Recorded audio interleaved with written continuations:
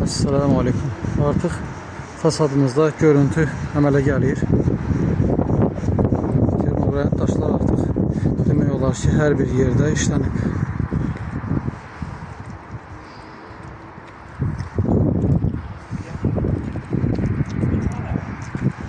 Evin qarşısından görüntüdür. Tavan işlənib. Eyvan mərmər teksturalı açıq boz və taxta teksturalı, termovud teksturalı adlanan tavanımızın daşları da işlənir. Oradan kad işlənir. Oradan parapetin, süni yığılmış parapetin daşları işlənmək üzrədir. Kənarlarda görünən o boşluqlar gizli işıqların boşluqlarıdır. Belə artıq ümumi görüntü demək olar ki, meydana gəlir.